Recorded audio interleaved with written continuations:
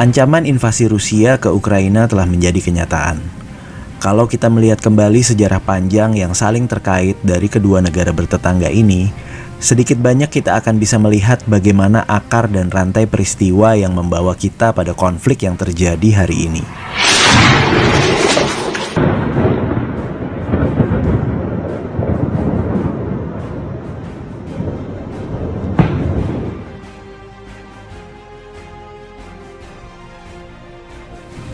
Sejarah kedua negara bisa kita tarik ke masa lebih dari 1000 tahun yang lalu. Ke masa ketika Kiev, yang sekarang adalah ibu kota Ukraina, berada di pusat negara Slavia bernama Kievan Rus, tempat kelahiran Ukraina dan Rusia. Pada tahun 988 Masehi, Vladimir I, pangeran pagan dari Novgorod dan berkedudukan sebagai Grand Prince of Kiev, menerima iman Kristen Ortodoks dan dibaptis di kota Korsonesus di Crimea. Nah, dari momen itulah Presiden Rusia Vladimir Putin menyatakan bahwa Rusia dan Ukraina adalah satu bangsa dan satu kesatuan.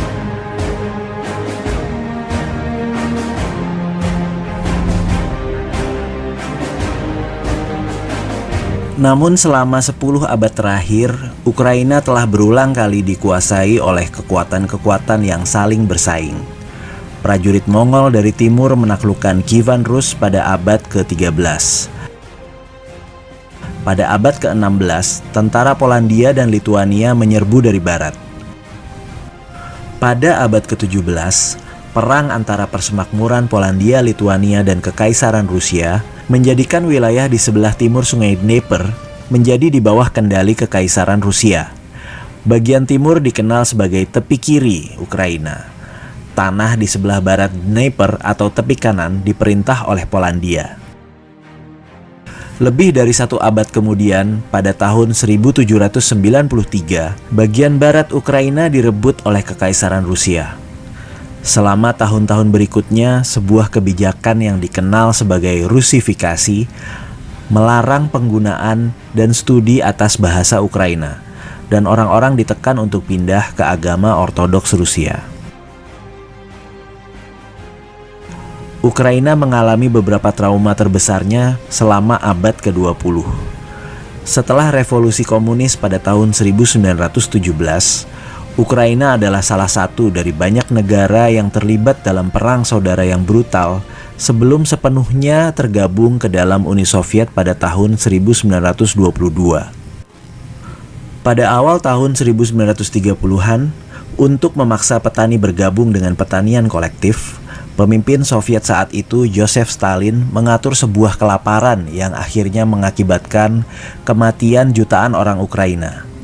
Setelah masa kelaparan yang kemudian dikenal sebagai Holodomor, yang berarti kematian karena kelaparan itu, Stalin mengimpor atau mengirimkan sejumlah besar orang Rusia dan warga negara Soviet lainnya ke wilayah Ukraina.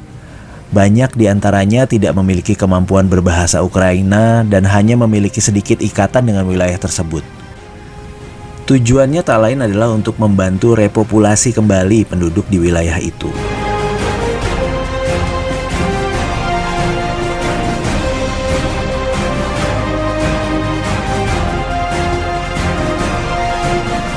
Warisan sejarah ini menciptakan garis pemisah yang bertahan lama. Karena Ukraina Timur berada di bawah kekuasaan Rusia jauh lebih awal daripada Ukraina Barat, orang-orang di timur memiliki ikatan yang lebih kuat dengan Rusia dan cenderung mendukung para pemimpin yang condong ke Rusia. Ukraina Barat sebaliknya menghabiskan waktu berabad-abad di bawah kendali pergeseran kekuatan Eropa seperti Polandia dan Kekaisaran Austro-Hungaria. Salah satu alasan mengapa Ukraina di barat cenderung mendukung lebih banyak politisi yang condong ke barat. Penduduk Ukraina sebelah timur cenderung lebih berbahasa Rusia dan beragama Kristen Ortodoks. Sementara di Ukraina bagian barat, penduduknya lebih banyak berbahasa Ukraina dan beragama Katolik.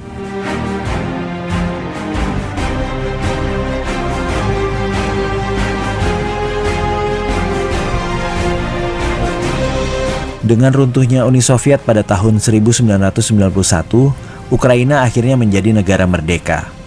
Tetapi menyatukan negara terbukti merupakan tugas yang sulit. Pertama, rasa nasionalisme di Ukraina sebelah timur tidak sedalam di Ukraina bagian barat. Transisi ke demokrasi dan kapitalisme terasa menyakitkan dan kacau, dan banyak orang Ukraina, terutama di bagian timur, mendambakan stabilitas relatif dari era Uni Soviet. Ya, kalau di negara kita mirip-mirip ungkapan, "Sih penak zamanku toh." Perbedaan ini akhirnya melahirkan kayak semacam friksi yang membuat adanya orang-orang yang memandang kekaisaran Rusia dan pemerintahan Soviet dengan lebih simpatik, melawan mereka yang melihatnya sebagai tragedi. Hal ini terungkap selama Revolusi Oranye tahun 2004, di mana ribuan orang Ukraina berbaris untuk mendukung integrasi yang lebih besar dengan Eropa.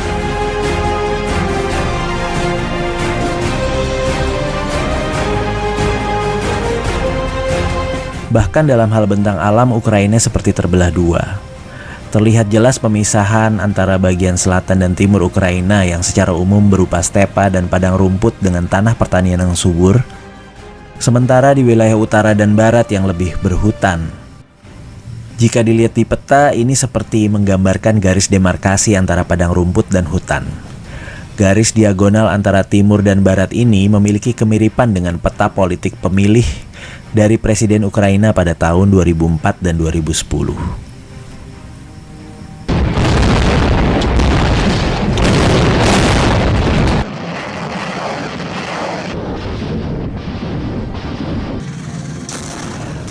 Wilayah Crimea diduduki dan dianeksasi oleh Rusia pada tahun 2014. Hal ini kemudian diikuti dengan pemberontakan separatis di wilayah Donbas, Ukraina Timur, yang menghasilkan deklarasi Republik Rakyat Luhansk dan Donetsk, yang didukung oleh Rusia tentunya.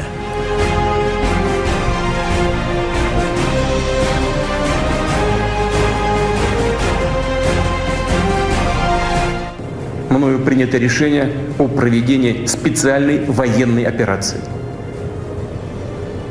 Ее цель – защита людей, которые на протяжении 8 лет подвергаются издевательствам, геноциду со стороны киевского режима. Pada 24 Februari 2022, pasukan Rusia bergerak memasuki perbatasan Ukraina. Setelah pada pagi hari pukul 6 waktu Rusia, Presiden Vladimir Putin memerintahkan operasi militer di wilayah Ukraina. Руководство одобрило их шаг вперед на территорию другой страны. И этот шаг